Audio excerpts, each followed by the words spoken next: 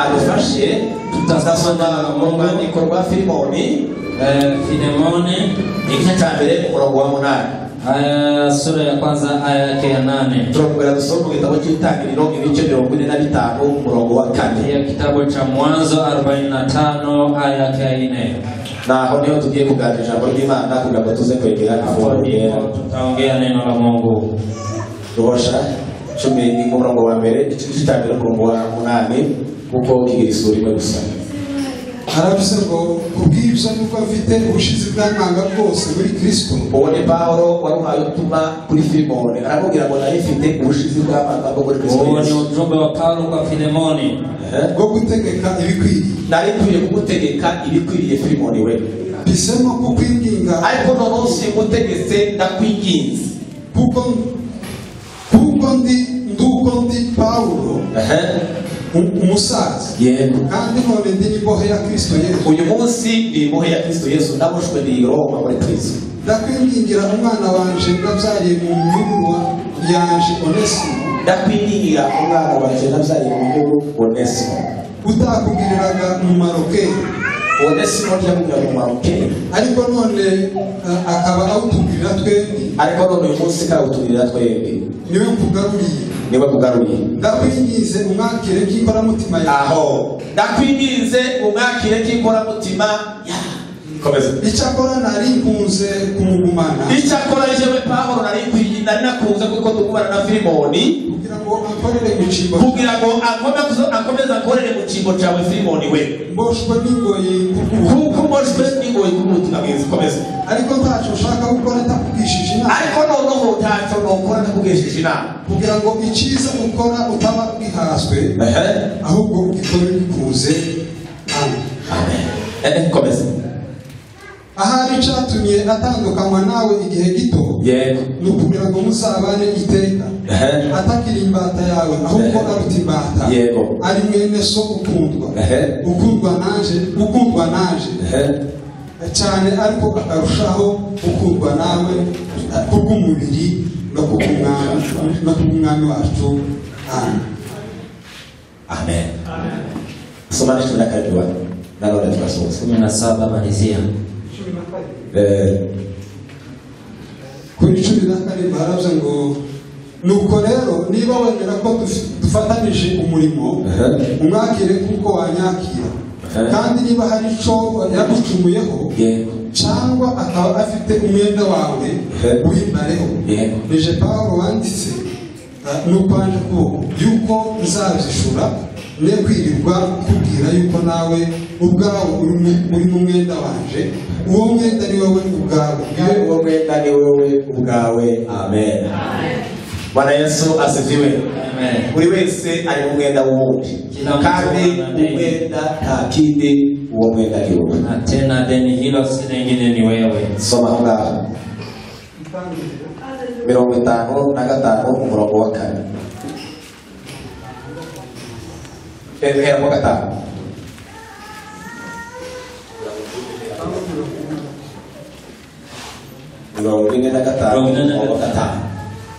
abwira bene se ati Yosefu abwira bene se ati ndabinyize ni munyegere. Baramwegera aravuga ati ndi Yosefu mwene so mwaguze ngo janwe muri Egiputa noneho ntimubabare ntimwirakarire yuko mwanguze ngo nzanwe ino kuko Imana ariyo yatumye mbabanziriza ngo kize ubugingo bw'abantu.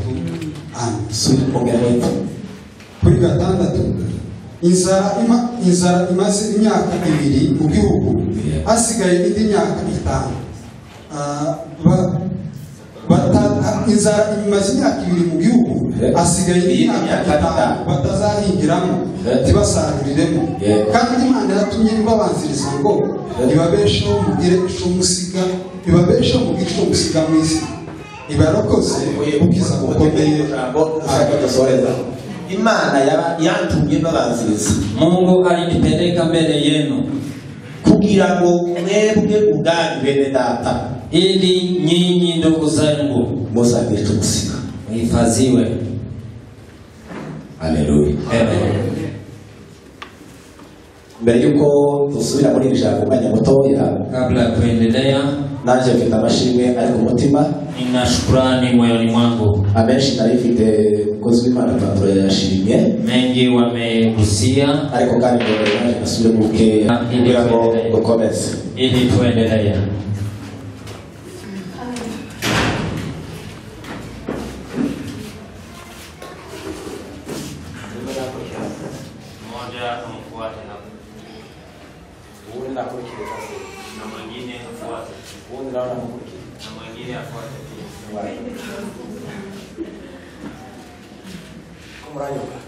Anasikiliza.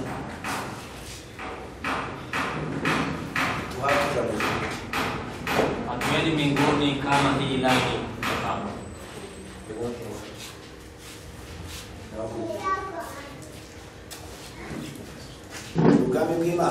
Katika ufalme wa Mungu hivi ndivyo tunaelekea mbinguni.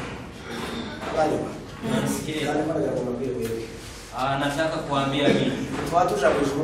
Hatuendi mbinguni kama laini hii. Naenda mbinguni wakiwa salama. Je, mnaona kuna mwingine anazuia mbinguni? Na mwingine hapo mbele ya mwingine? Sasa tunabishana kwa nini? Katika kazi ya Bwana kwa nini watu wanabishana? Tunaenda kwa ufalme. Sisi tuko kwa ofisi tofauti. Hakuna ofisi kubwa kuliko nyingine. Ofisi nzuri ni ile imetengenezwa vizuri. Imana yabigize neza. Nashukuru Mungu kwamba amefanya vizuri. Imana ihabwe icyubahiro. Imana ihabwe icyubahiro. Mungu awasaidie muendelee kuwa. Mungu atusaidie tuendelee kuivi. Dini inajengeka hivyo. Dini inajengeka hivyo, line wamepaka. Huyu ndiye mkubwa, huyu anafuata. Hiyo ni dini. Lakini mbingu. Lakini watu wanaelekea. Wameitwa na Mungu. Samaha. Tugiye kuganira ku ijambo ryitwa imbabazi. Neno msamaha ndio kiini cha neno.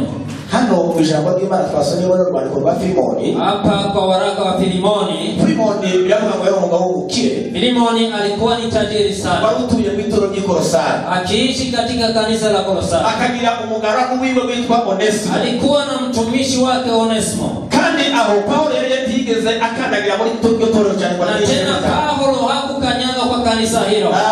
Paulo nawe akawa yaraboswe i Roma. Paulo naye alikuwa mfungwa huko Roma. Bwana Yesu asifiwe. Amen. Paulo aliboye muri Roma. Paulo akiwa mfungwa huko Roma. Filimoni ali Kolosai. Filimoni akiwa Kolosai. Onesimo ali umugaragu wa Filimoni. Onesimo akiwa mtumishi wa Filimoni. Bwana Yesu asifiwe. Haleluya. Haleluya, haleluya. Nataka kuganira imbabazi zima. Nataka kuongea kuhusu msamaha wa Mungu. Imbabazi zima. Msamaha wa Mungu. Hapana imbabazi za watu. Hapana rehema za watu. Sifa za Yesu. Haleluya. Onesimo narigiza ko reka ndeke kuba kwitaba reka kiyakorera kanga kwepandura. Onesimo aza kugira makosa, akakuja kukosea. Umunsi umwe ngo yira Filimoni. Siku moja akamuiba Filimoni. Ngwabara kwiba Filimoni, alipokwisha kuiba, ijambo ry'Imana rirango aracika ajegenda i Roma. Neno linasema akakimbia akaelekea i Roma, baramufata. Alipofika huko akakamata. Bamujana muri gereza. Alipomshika akaweka gerezani. Bamugeza muri gereza asangamo Paulo. Alipofika gerezani akamkuta Paulo. Baramubwiriza. Paulo akamhubiri. Sifa za Yesu. Haleluya. Paulo amubwira ubutumwa bwiza bwa Yesu Kristo. Akahubiri injili ya Mungu. Amubwira ubutumwa bukiza. Akahubiri injili ya Mungu. Amubwira ubutumwa buhindura. Akahubiri injili ya Mungu. Amubwira ubutumwa bwakiza kera kema. Akahubiri injili ya wokovu wa Mungu. Haleluya. Haleluya. Imani igira neza. Mungu wa rehema. Itazayita ku makosa y'abantu. Hatari na makosa yetu. Itazayita ku byaha byinshi umuntu yakoze. Hatari na dhambi nyingi mtu. Itazayita ku kibiye gukora wamo. Hatari kwa lile anataka kugusia kwa mtu. Haleluya. Haleluya. Kandi cyane haleluya. Amen. Ngo Onesimo. Onesimo akaokoka. Akamjua Mungu. Isahabu chua. Bwana Yesu asifiwe. Alipookoka, Paulo akafikiria. Akaandika barua. Akaandika barua hii. Akamwandikia Filemoni. Akamwambia mfalme Filemoni. Neno kubwa ni mfalme. Mfalme. Inazilika mara 4. Yesu habitwa. Amen. Akamwambia ndugu yangu, nilikuwa na ujasiri wa kukuamurisha wewe Filemoni, lakini sijaamuru hata kama mimi ni mzee. Nimekubali kunyenyekea ili nikushauri. Ninamtuma Onesimo. Yeye hakuwa lakini kwa sasa ni mtu wa kuomba mpokee. Na usimuombe bila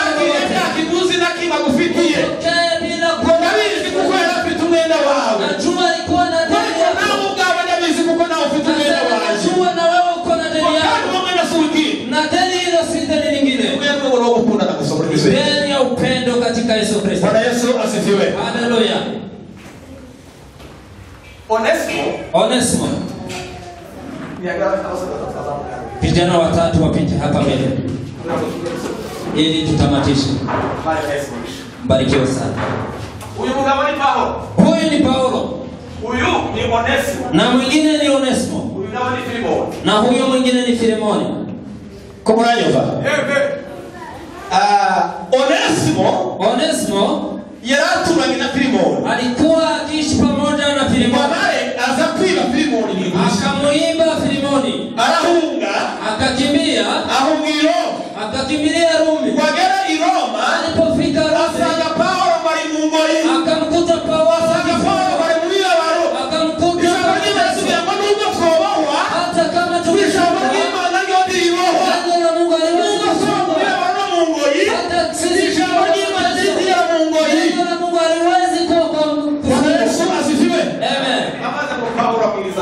Paulo akamhubiri Onesimo. Akamhubiri Onesimo. Akamwambia mazuri ya wokovu. Akamuongelesha. Onesimo akaokoka. Onesimo alipookoka. Bwana Yesu atukuze. Haleluya. Bwana Yesu asifiwe. Amen.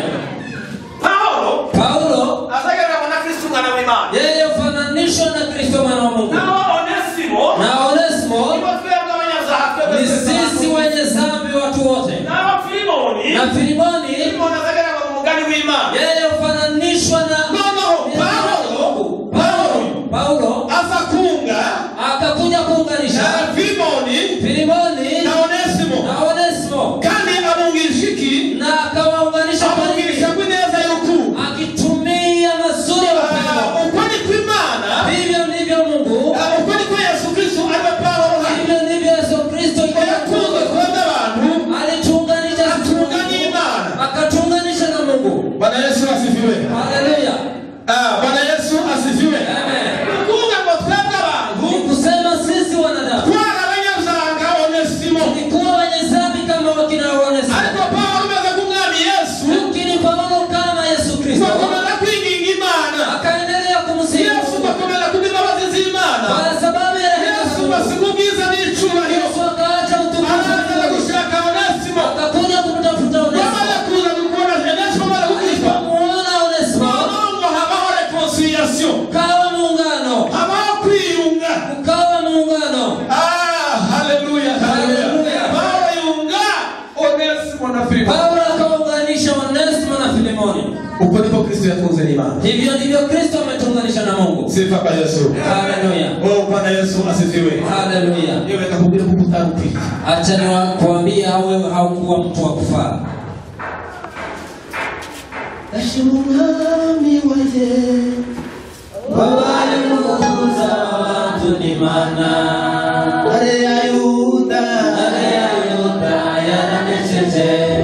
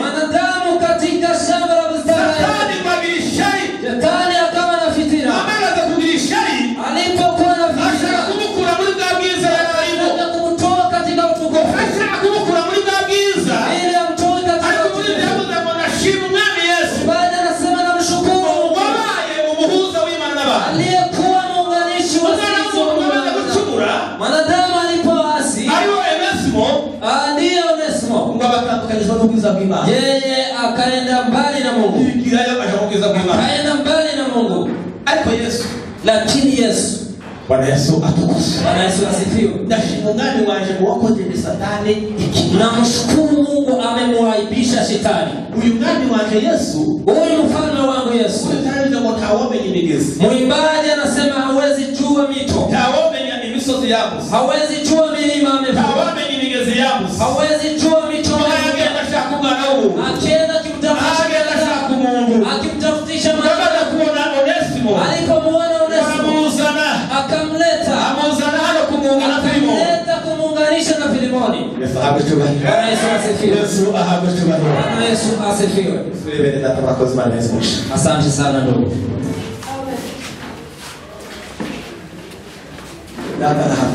Bwana Yesu asifiwe. Bwana Yesu asifiwe. Paulo akamwandikia Filimoni. Akamwambia yeye Filimoni, najua kwamba Onesimo alikuwa mtu si wa maana kwako, lakini sasa ni mtu wa maana. Na ninajua ana maana kwetu sisi wote. Ana maana kwa sisi sote. Amen.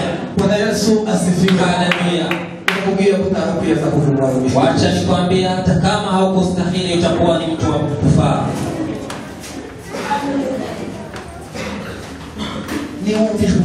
Ukisikia sauti ya Mungu utakuwa mtu wa mafaa sana kwa kazi ya Mungu. Yesu asifiwe. Bwana Yesu asifiwe. Akamwambia hata ni kwa Mungu. Kwa ni kwa Mungu. Na kuomba umsamehe.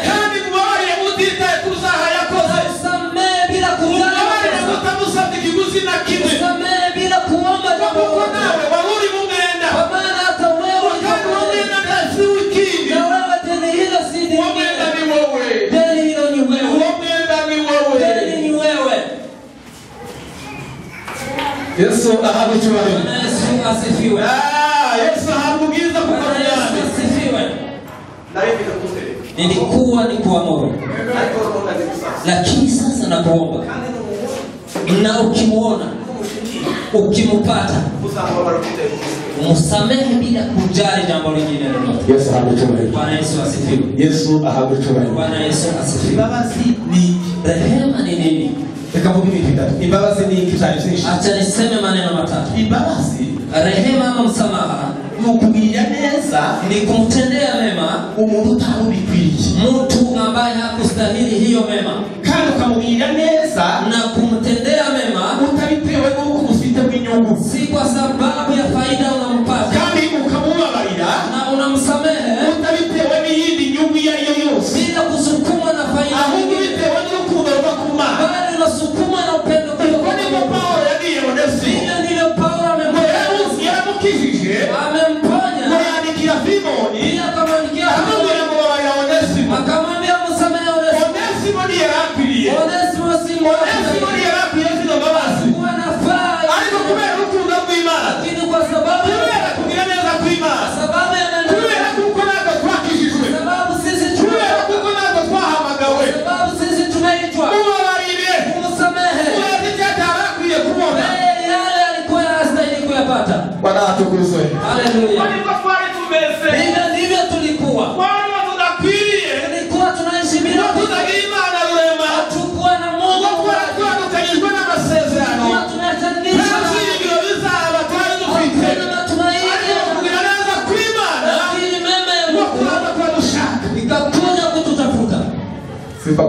Haleluya. Kandi cyane haleluya. Haleluya. Rehema ni kusamehe yule ambaye hakustahili kusamehewa.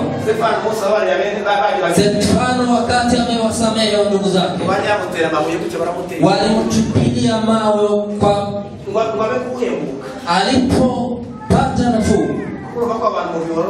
Mnasikia leo unaweza kusamehe kamera y'umuntu ukifikiria vizuri. Abantu barakutera amabuye ngo bakwice, watu wanataka kukuua, abantu barakutera ibuye gufe muri watu wanataka kukuua wakitupilia mawe, ariko kubera imbabazi z'Imana, lakini kwa sababu ya msamaha, kubera kugereza kw'Imana, kwa sababu ya rehema za Mungu. Stefano bwana Uwiteka we, Stefano akasema na kukuwatanisha wakora abana batatu imbabazi, imbabazi z'Imana ziracabariho, rehema za Mungu ziko juu yao.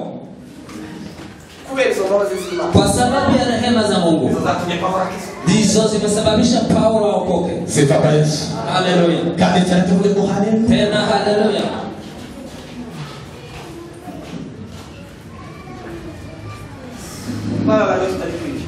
Tumesamehewa na hatukustahili.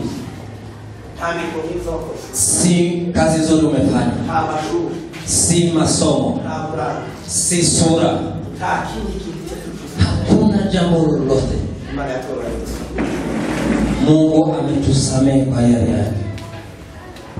Yesu asifiwe. Bwana Yesu asifiwe. Yesu na habe ichwa. Bwana Yesu asifiwe.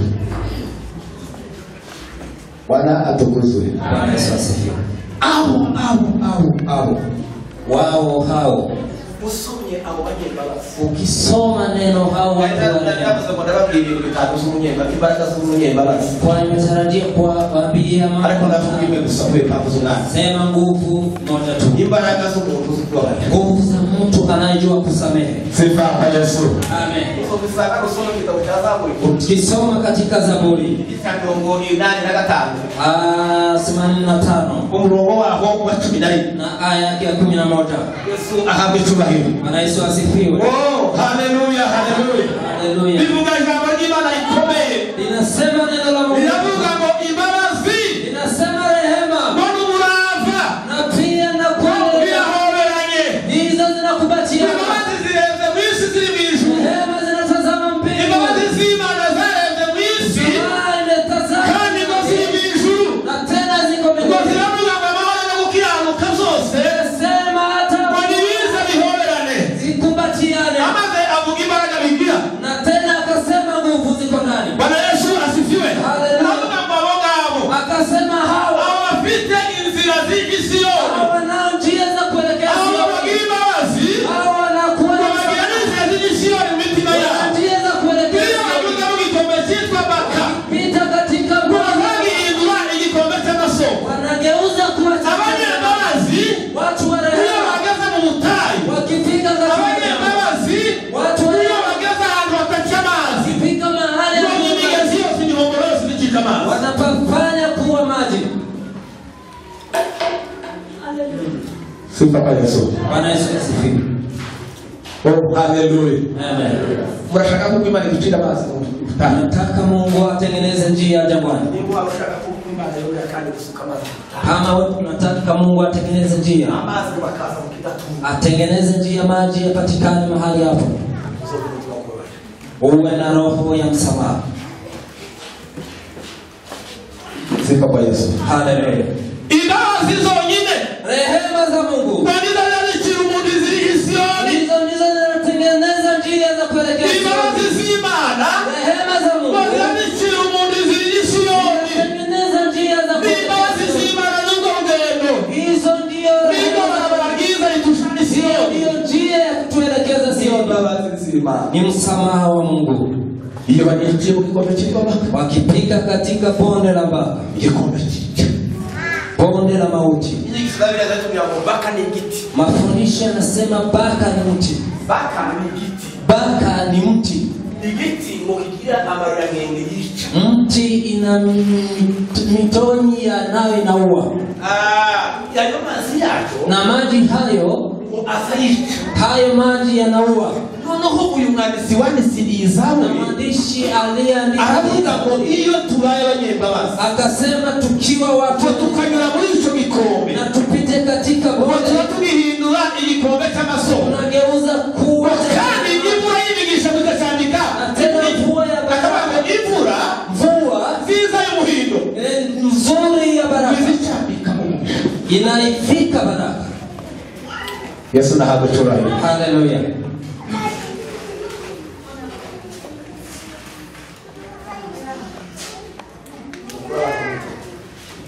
Mtoe watu katika mioyo yenu. Bwana wakumiti. Mtoe watu katika mioyo yenu. Filimoni alikuwa na Onesimo katika mioyo wake. Onesimo yeye azikuba umutima wa Filimoni. Onesimo alikuwa hajatoka katika moyo wa Filimoni bakabatera katoke kukana. Onesimo. Filimoni anajuta anasema Onesimo yako leo. Onesimo mambo amenifanyia. Onesimo yako leo. Onesimo mambo amenifanyia. Alikuwa Yesu kama zakufa. Lakini Yesu Paulo akaandikia kwa Filimoni wewe. Paulo akamwandikia Yesu. Mbona kusoma baba ya Onesimo? Na kuomba msamaha. Kale baba mtitaye kwa makosa usakose. Na kujali makosa. Kwa baba mtitaye kuchimana ya fasi. Bali umsamehe kwa ile jambo Mungu Sifa kwa Yesu. Amen. Kwa ngambo zake. Kwa sababu ya muda. Tusomee ijambo ry'Imana ry'umugaragu w'Imana Yosefu. Tumesoma neno la mtumishi wa Mungu Yosefu. Amen. Imeza y'Imana. Mema ya Mungu yamemfikia Joseph. Akampa karama nzuri ya kufunuliwa. Yosefu anafunuliwa. Na jioni anafunuliwa. Anatufunulia habari za maneno yatakayotokea kwa mwisho wa dunia. Anayasema yote, anayoyasikia Musa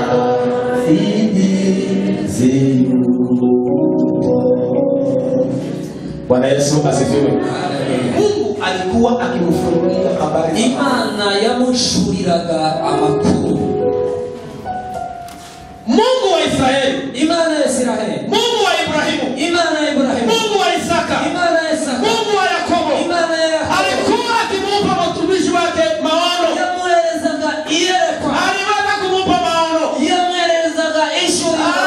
Yusufu alipoomba Mungu, Yosefu asema Mungu anafungua mbingu. Imani ya kiburi. Na Yusufu anaona makuu ya Mungu. Yosefu akaona Na asubuhi anamwelezea ndugu zake. Kitonga kamgeni. Anawaambia ndugu zangu, Akabakira leo usiku Mungu amejifunua kwangu. Hicho imani ya bishurie. Oh, sifa kwa Yesu. Haleluya. Oh, haleluya. Haleluya. Mungu anajifunua kwetu. Imani za ishura kuri twe. Na anafunua maneno Kandi zayerekana ibizaza.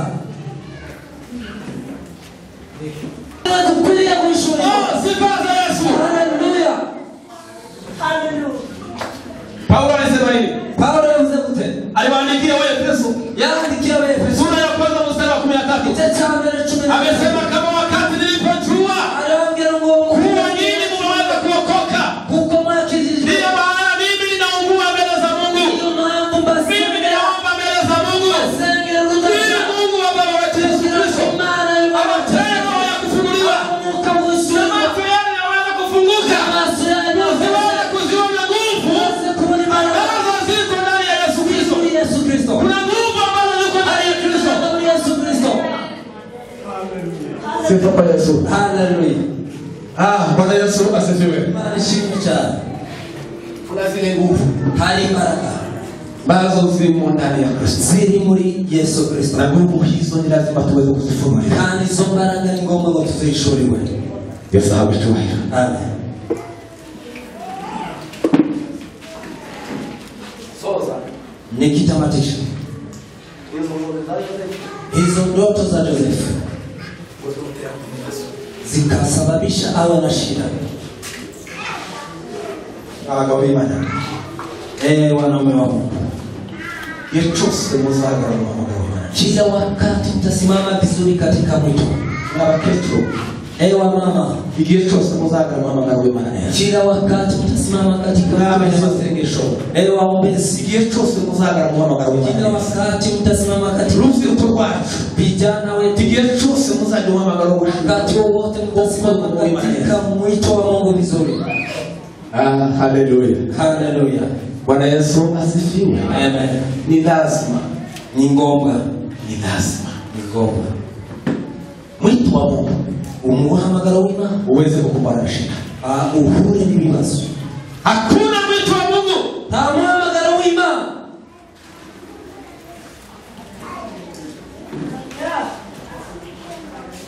sifa kwa Yesu. Tuzamaza tugiza haleluya. Umuhamagaro wose w'Imana. wito wote wa Imana imana guhishurira Yosefu amabanga. Imana imana guhishurira Yosefu ibintu bikomeye. kumfunulia mambo makubwa. Ngo bene se bakagomeka. Ndugu zake wakawa wanafikiri Uyu mwana wakasema, je, huyu mtoto alikuwa yeye ni kifunga mimba? sibiwe hariho Benjamin. Nyuma yake kulikuwa Benjamin. Bwana atukuzwe. Haleluya. Ngo Mtoto huyo mbaraga z'Imana zimaze kumuzaho. nguvu za Mungu zilipomjia. Ijambo ry'Imana yatubwira ngo Neno la Mungu linasema ngo bene se bamukirisha. ndugu zake wakawa wanafitina, Bene se bamererwa nabi. wakamchukia, Kandi bamererwa nabi kuko Yesu. wakahuzunika kwa mafunuo yake. Haleluya. Bwana Yesu asifiwe. Haleluya. Kubera impano y'Imana gusa. Tendea vibaya, lakini ilikuwa ni ahadi. Ilikuwa ikimjaribu ahadi. Ahadi ilikuwa si nyinyi, si ndugu, si ndugu, hamtujaribu. Hakuna mchawi, hakuna mtu. Ni ahadi tuko nayo, ndiyo inatujaribu. Toa watu katika mioyo. Ahadi inatujaribu. Bwana atukuzwe. Bwana Yesu akamwambia, yale mmefanya na wasamehe, nasamehe yote. Aende mkamlete baba, mkamlete. Akawapeleka huko Gosheni. Na tena Gosheni ilikuwa giza katika Egypt, na jua limewaka huko Gosheni. Acha tusameheane ili tuende kuishi Gosheni. Tukiishi Gosheni, jua likiwaka na wengine wako. Haleluya, haleluya. Izuba rizozalira sana ngifuta baboga. Tawaka na wengine. Ifuraha ngifuta zihazifa. Huko Izuba lihari basani Gosheni. na jua linawaka Gosheni.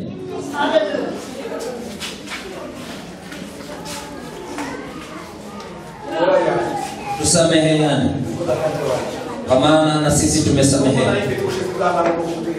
Hata nilikuwa na ujasiri wa kukuwa mule tulipo, bali na kuomba umsamehe Onesimo, na umsamehe bila kujali lingine jambo lolote. Bani habituwa. Mungu asifiwe. Imana ihabituwa. Bwana Yesu asifiwe. Yesu ahabituwa. Bwana Yesu asifiwe. Utamuka. Pite mbele.